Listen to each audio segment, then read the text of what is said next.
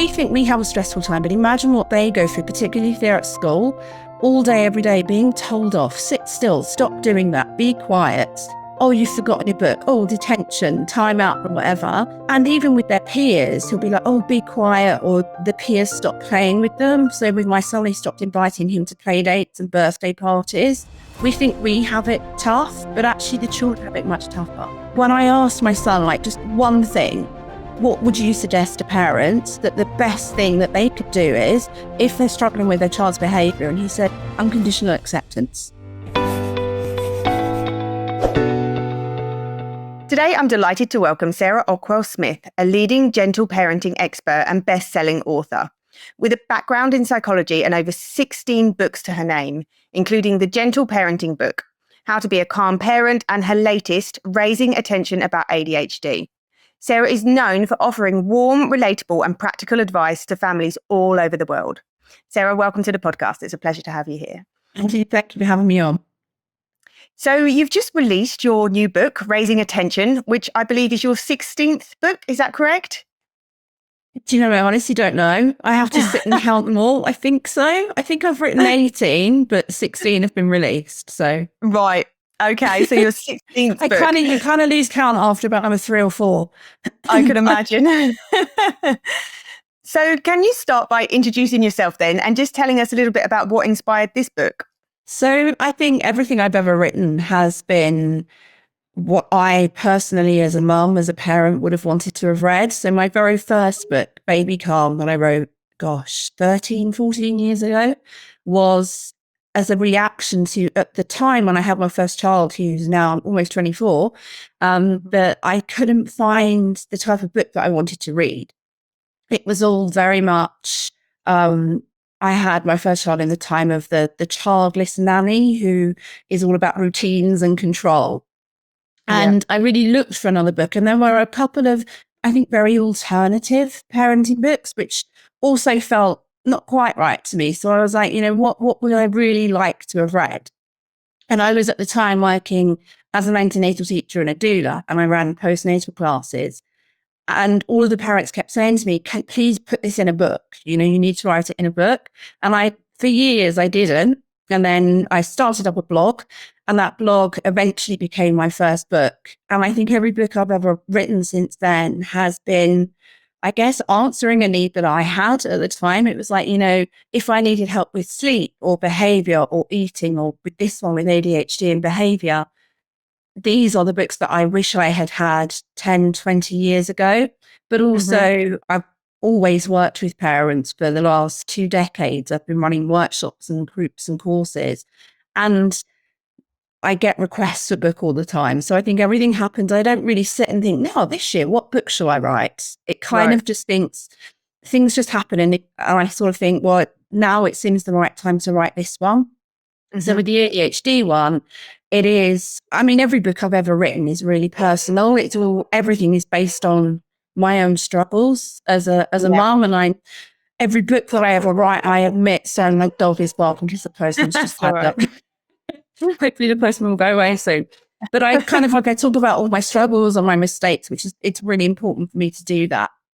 And with the latest one about ADHD and explosive behaviour, so a child doesn't have to have ADHD, but it felt very raw to me because I was living it. And for a while, I thought I really want to write this, but I don't feel I'm at the stage to be able to write it yet. So that's where that one came from. Okay. So in this book, you do actually share, don't you, your personal journey with your son more openly than you've spoken in any of your previous books. Can I give just a little quote from your book, actually? The path of a parent who has a child displaying explosive behaviour can be a lonely one. If I could reach through the pages and give you a hug, I would. How did it feel to open up so personally as both an author and a mum? It's really weird that when you write a book, you don't actually imagine people will read it. So it almost feels like I'm writing a diary. I don't actually think people will be reading this at the end. In the same way, if I go on TV, you don't think, 1 million people will be watching this conversation. So I think that really helps. It was very cathartic to write down, and it was more just me talking to me 10 years ago rather than, lots of people might read this. Yeah. And then I guess when the book is published and I start getting all these messages and these emails, it's like, oh my God, people do actually read it, which is, it's really, really nice. I don't mind people sort of knowing any problems I've had and times that I've messed up. Again, I think it's really important that I'm not some expert who knows all the answers and is unobtainable. I think that comes across in your book. I think you're very relatable and you speak very sort of openly and rawly about your experience and your struggles over the years that you had with your son, and how, as you say, it took for him to reach the ages of, is it 25 before you even felt comfortable to write the years book? now, yeah. 21, sorry. And I think that does make it more relatable, because I think that's often how people feel in the moment, isn't it? We're often more able to talk about it when we're looking back and reflecting than perhaps when we're in the depths of it, when we're in the weeds, Yeah. So I very much, when I write, I kind of imagine I'm having like a coffee morning and I'm sitting next to somebody and I'm like the person who's like the older sister or the aunt a few years down the line. And it's like, yeah, this is what I went through and, don't worry about it. And so hopefully that comes across. Yeah. And you wrote in the book about being judged, even by professionals, and sometimes being told that you were the problem as the parent. Like, gosh, how did that affect you? That must have been really tough. I think everybody who has a child with explosive behaviour and or ADHD has probably been judged, sadly. So one of the things I wrote about in the book is that I was asked to take parenting classes before they would refer me for a potential diagnosis for my son. And I remember the meeting just saying, I don't write parenting classes, I teach parenting classes. Yeah. I have taught parenting classes to thousands of parents. This is ridiculous. And the doctor was saying, I know, but I have to tick that box. I can't refer you until you've done that. But I do also think at the back of their head, they were like, I think as soon as they hear that I'm the gentle parenting person, they think, well, it's her, she's the problem. And I talk about, there was a meeting I had with I think the Senko or the head of year at the school, who implied that my son's behavior was because I did gentle parenting and they advised me to be firmer with him. And I would really like to say I argued my case and didn't take it to heart, but I actually walked out of the meeting thinking, maybe everything I've done is wrong. Maybe everything personally and professionally is wrong, and this is my fault.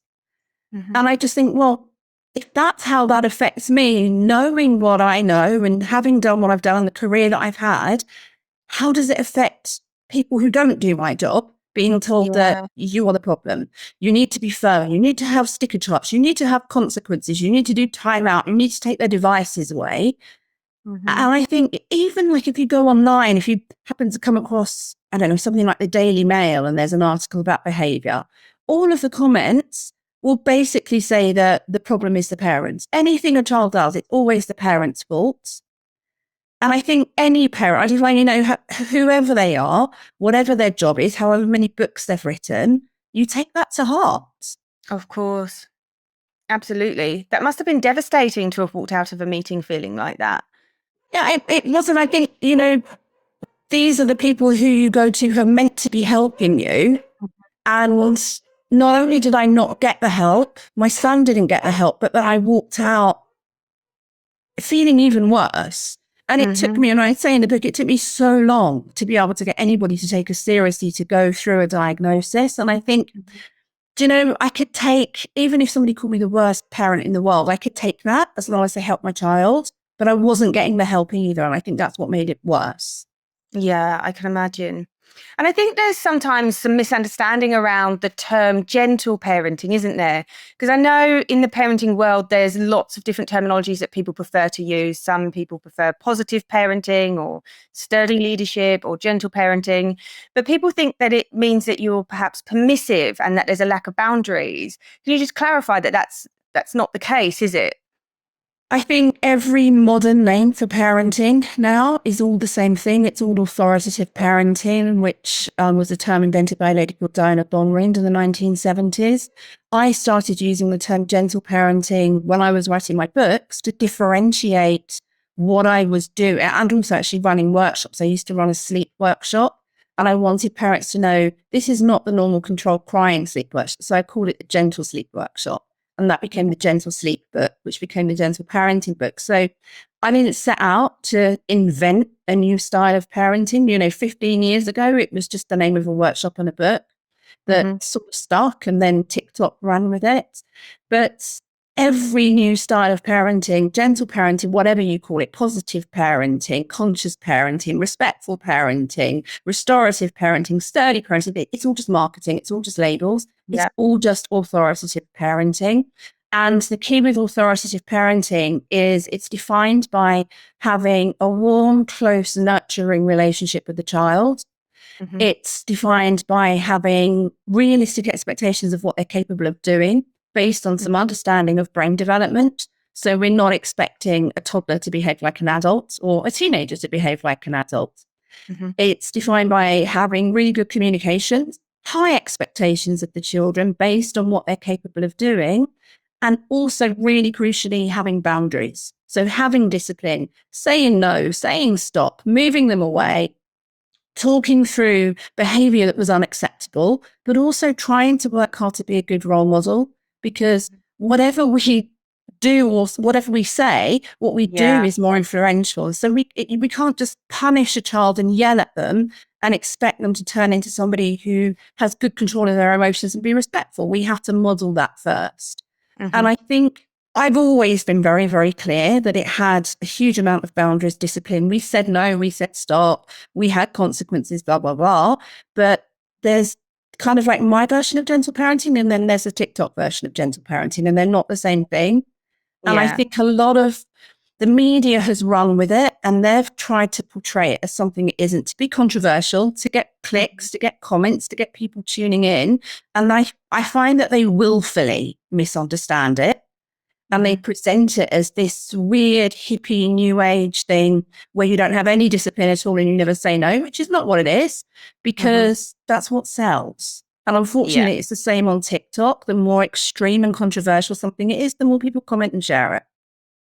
But it's all just authoritative parenting. It's all just back down to being respectful, being kind, having empathy, being a good role model, and having really good, thoughtful discipline.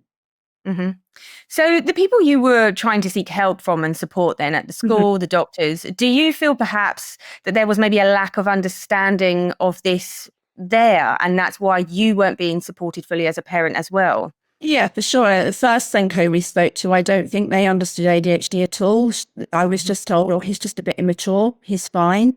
We had a psychologist who came to visit him that the school brought in again, who said he's just immature. When at secondary school, the Senko even admitted to me, I don't know much about ADHD. And I think hopefully in the last couple of years, things are getting better, but there is not enough training. So my eldest son is actually a secondary school teacher, and he trained at an Oxbridge college, best in the UK. And he had about an hour on ADHD in the whole of his training. It was not enough at all. And I think it's woefully lacking in teacher training, particularly secondary school teacher training. And it's not just ADHD, any sort of neurodivergence or learning disability is not covered anywhere near enough. And I think as parents, we think these people are the experts, and sometimes they are, but normally it's because they've taken it upon themselves to take on board this extra knowledge and learning, because what's offered is really adequate. And when you've got the experts, or the people who should be the experts, who don't know enough, then, where do we go from there? These children don't get the support or the diagnoses that they need. You're right. I mean, don't they reckon it's about 25% of children in the schooling system have some sort of neurodivergence? And when you're saying that, in teacher training, they're getting, I believe it's about half a day dedicated to everything that falls under that bracket. And when you think that could be dyslexia, ADHD, autism, among many other things, it's really not enough. And it's not the teacher's fault. It's just there's not enough understanding or training for people to be able to support it. As I say, my son is a teacher. They're underpaid, overworked. I think teachers are heroes. It is not their fault, but there needs to be some sort of a dramatic overhaul of particularly the PGCE curriculum, so that it is covered in much more depth, because teachers are on the front line. They are ultimately, sadly, the ones who are probably noticing this, raising it with the parents. But also on the other hand, they also have really woeful training in behaviour. And, it's a whole other conversation with the Tom Bennett, the government behaviour czar, who is like sort of winding back the clocks in the Victorian era with behaviour control. But not only do they not have this understanding of neurodivergence and learning disabilities, they also have completely inadequate training in behaviour management. And again, my son was basically left to it and given this book to read that was about 20 years old and written by somebody who had obviously taught in the 80s. And it just wasn't applicable or helpful. And he just felt like a fish out of water when it comes to behaviour, because it's just not, I don't really know how to deal with it because no one's ever really taught me. Mm-hmm. I completely understand that. You make the point in the book, actually, that explosive behaviour doesn't always mean ADHD as well. So why is it important for parents then to really understand the difference between behaviour and the label? Yeah, what I'm noticing over the last year or two in gentle parenting circles, so I have like Facebook discussion groups, is very often if a parent comes on and they describe their child who has very explosive, out of control behaviour that they're struggling with, instantly they will get 2 or 3 comments. Have you thought about ADHD? Have you thought about autism? Now, fair enough, it may be, but it seems the default response now that, oh, your child has explosive behaviour, therefore they must have ADHD. And that just isn't the case. So it's really also important to understand that ADHD doesn't always have explosive behaviour. So if you don't have the sort of the hyperactive and the externalizing element, for instance, particularly with girls, you might just look like somebody who's daydreaming and anxious and a bit scatty and probably one of the main reasons it's being missed in girls, isn't it? Is people absolutely, do yeah. There's so much in the book about that as well. So I think ADHD doesn't always mean explosive, but explosive doesn't always mean ADHD. So it could be that the child is struggling with something that's happening in their family, with their friends, something else physically wrong with them. So some other condition that they're struggling with. It could be something that's happened in their life, like welcoming a new sibling, moving house, separation of a relationship with their primary carers. It also can mimic trauma responses. So a child who has been through something very traumatic, you might see lots of explosive behaviour there. So it's really important that we don't just rush in, see a child with explosive behaviour and say, aha, they have ADHD. And similarly, we see a child who doesn't have explosive behaviour and say, well, they can't possibly have ADHD. In the same vein that what often parents struggle with is they'll say, my child is really, really explosive at home, all evening, all weekend, all summer holidays, but at school, they're good as gold. So school tell me that they can't possibly have ADHD. And because school have to fill in some questionnaires to get a diagnosis, they really struggle with that. And that is also a common presentation. So they don't necessarily have to have the same behaviour at school. What you often find is a child who does really well holding it all in and masking at school, and then they take the mask off when they come home. And that is still ADHD. Yeah. And I think we're hearing that a lot now, aren't we, about masking and how children can present differently in school and at home. Because you're so right, to get a diagnosis, the school do also have to fill out some paperwork. And, historically, it has been a case of that they would need to see the behaviour at school and at home for a child to get a diagnosis. But when you're in that position, it's so hard when the school, like, well, we don't see a problem. We don't think they have ADHD. Yeah. Or even if we don't have an issue with their behaviour, even if it's not ADHD. And then the implication again is it must be something you're doing at home. It's a parenting issue. Right. So in the moment, parents often need help as well when a child is having explosive behaviour or a meltdown. From your experience, obviously, educating parents on how to handle this sort of thing and your own lived experience with your own son, can you offer up any advice on 1 or 2 things that you can do right there to contain and calm the situation? Do you know, I actually would say the opposite, that I think trying to contain and calm the situation sometimes is just not going to happen. And I actually think accepting that is the first step, rather than thinking, what can I do? What breathing technique or meditation technique or something that I can do to calm him or her down. You just can't do that. So it's much more about, how can I find a safe place where they're not going to hurt themselves or hurt me? What do I need to do to catch a breath for a minute so that I can be calm enough and realize that this is not personal. They're not behaving this way deliberately to wind me up. They're feeling just as bad as I am. I'm breathing through it. I think we're too keen to try to stop all of this behavior, and we feel a bit of a failure if we can't. But I would say the most important thing is realizing sometimes you just can't, and that's okay. And just finding a way to keep everybody safe, including yourself, and just get through it. And then afterwards, then it's all about the rupture and repair, the talking, the healing relationship.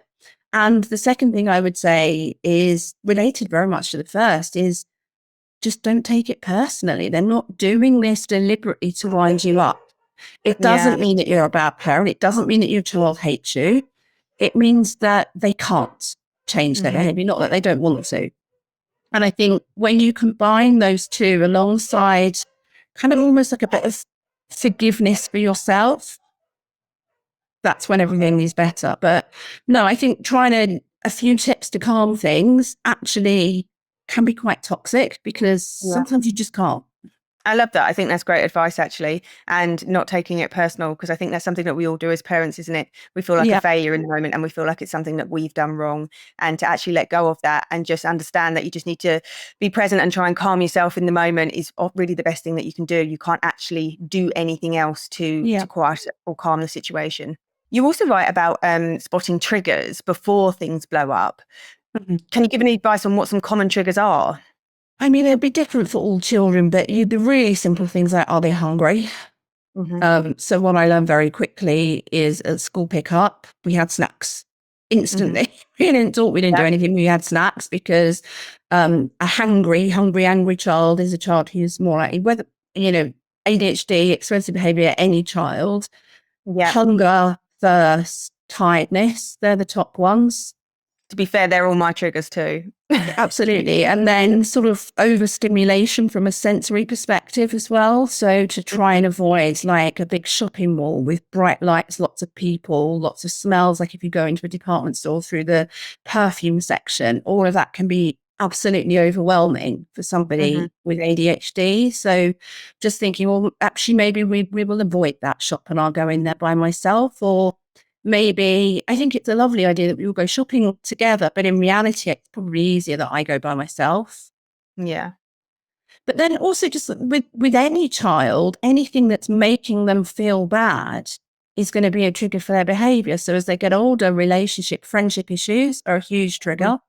Ultimately, it's different for all children, but I think this is key that when I was writing the book, I didn't want people to see an ADHD child and this is the advice that will work for a child with ADHD, because they're not a homogenous blob. They're not all the same. All children are individual. They all have individual triggers. They all have individual ways that you can work to calm them down.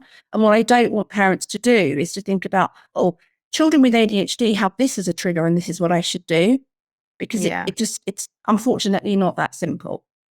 I get that. It's an umbrella term, isn't it, really? And there's lots of things within that we need to be looking out for or aware that could possibly be a trigger. I guess it's about staying curious, isn't it, as to what those triggers could be, and about learning your child and what triggers your child, and therefore learning to manage the environment that best suits them. Which comes into not taking it personally, realizing the most powerful thing I learned from my son was that he wasn't behaving that way deliberately. And he didn't want to behave that way, but he couldn't do anything differently. And just having that, they're not doing this deliberately. They can't behave better. They probably want to, but they can't right now. That really changes everything, I think. Absolutely. I actually wrote that quote down from the book where you say, as much as they wish their children could behave better, I'm pretty sure the children wish it more. It's interesting how that can shift the way that parents see their child's behavior and themselves. Yeah. We think we have a stressful time, but imagine what they go through, particularly if they're at school all day, every day, being told off, sit still, stop doing that, be quiet. Oh, you've forgotten your book. Oh, detention, time out, or whatever. And even with their peers, he'll be like, oh, be quiet, or the peers stop playing with them. So with my son, he stopped inviting him to play dates and birthday parties. We think we have it tough, but actually the children have it much tougher. Yeah, definitely. You also explore the impact on parents, including guilt, self-blame, or even hidden neurodivergence that they might have themselves. Why is it so important for parents to reflect on their own stories as a part of that journey? I mean, I think this applies to any parenting, whether your child has ADHD, neurodivergence or not, but we are basically the result of our own childhoods, and we will do and say things because that was done and said to us as children. Most of us weren't treated very well or with very much respect. Most of us were told to be quiet and respect your elders and do what we were told. We often had quite harsh discipline, and it's really hard to break that cycle. We do it automatically. We will say and do things because that was what was said and done to us. So that applies to all parents. It's really hard to think, whoa, that was my mum or my dad that came out of my mouth. And actually, I don't need to be like that. I can be different. I don't have to have that boundary, and I don't have to tell my child off for that. So that really matters as well. But also for many, I would say most actually, parents who have children who are neurodivergent, the chances are incredibly high that they are also neurodivergent. But if you're a child of the 70s, 80s, 90s, you probably weren't diagnosed. Yeah. So you probably grew up to think, maybe I'm just a bit weird, or why is life so much easier for other people? Or why am I so anxious all the time? Or why do I find it hard in social situations? Or why do I find it hard to have friends? Or why do I find it hard to revise and be organized at school? And the trouble is, we've had years of developing coping mechanisms and a lot of cognitive dissonance. And then it can be really hard to see your child struggling with something that you yourself struggled with, but you managed to have a coping mechanism and you managed to battle through. Because I think somewhere deep inside, there's part of you that says, well, I had to deal with it, so you'll have to deal with it too. And that's really hard to realize, maybe that we were effectively failed by our parents and carers and teachers and doctors and other people who said we were just a bit immature or a little bit odd, a little bit different, but we didn't get the help that we needed. And I think there's a massive sort of element of grief there as well, of actually what would my life have been like if I had known. And the realization that for me, gosh, life actually isn't this hard for everybody. So you have to do a lot of, I think, navel gazing and self-forgiveness and forgiving your parents and carers and teachers and doctors and so forth. But the worst thing is you have to also do that alongside trying to cope with your child and all the gaslighting you're getting from professionals and probably having no support. And it's just really, really hard. And a lot of parents, I think also, a lot of parents don't want to think that they might be neurodivergent. Growing up, for instance, the only time we were exposed to autism was like the film Rain Man.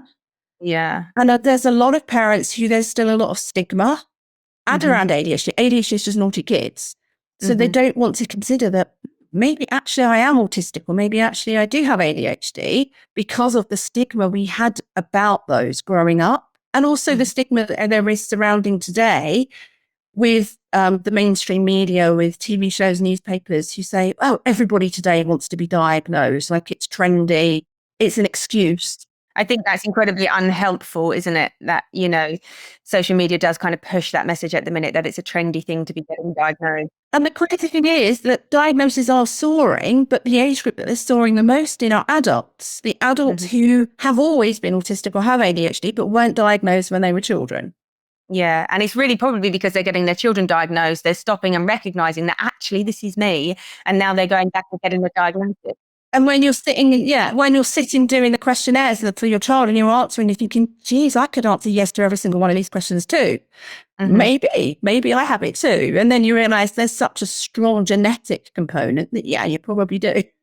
Yeah. But then you've got the Daily Mail people saying, oh, it's overdiagnosed. People are doing it just because they want to get benefits and an excuse for poor parenting. So you're kind of hit from all angles, I think, as a parent. I agree. It's a lot to carry, isn't it? The mental load as a parent, that you're carrying that weight of your own challenges, trying to break those cycles of behaviour yourself, and trying to make those changes for your child. It's a lot. And with no support. Absolutely. Or help. Sarah, have you got any final words of advice for the listeners today on anybody that's experiencing that they think they might have ADHD, their child might have ADHD, or they're just struggling with explosive behaviour? Again, it just comes, first of all, you have to be kind to yourself and kind to your child. I think it's much more about understanding the behaviour, understanding the child rather than trying to control them.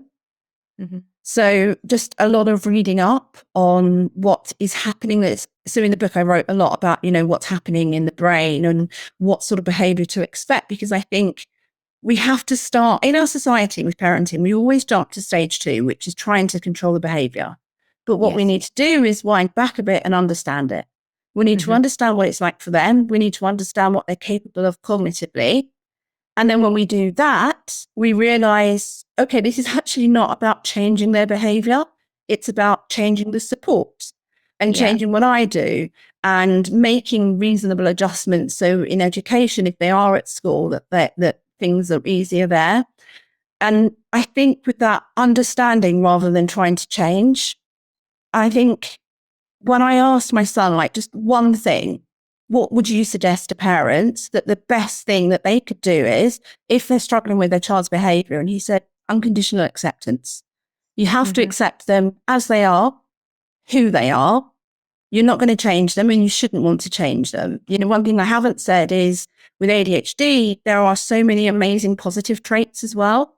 Yeah. There was a section in the book where I talk about that from an evolutionary perspective, ADHD has been so important to the survival of our species.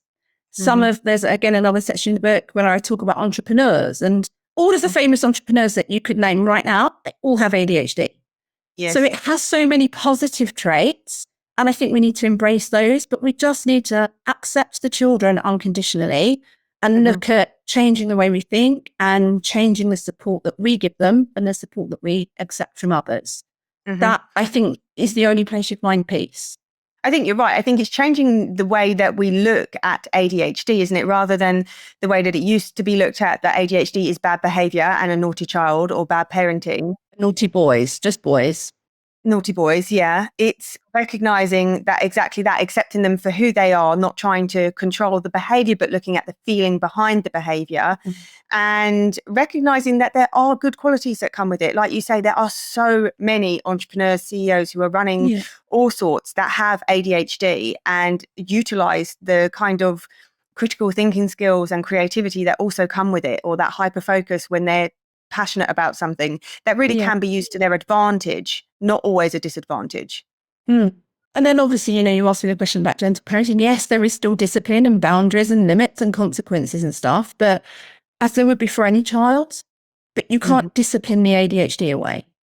And I think that's the key thing to take away. Absolutely. Lovely. Well, thank you, Sarah. I feel like it's been really lovely to sit and discuss the book. To discuss obviously your own personal journey with your son and how that affected you and what you went through and how traumatic that must have been for you, but how you've come out the other side and you're now sort of ready and open to talk about it, which has been wonderful. And I think that will be a lot for many people in a similar situation to resonate with, and it will be really useful. So thank you for your time today on the podcast. Thank you for having me on.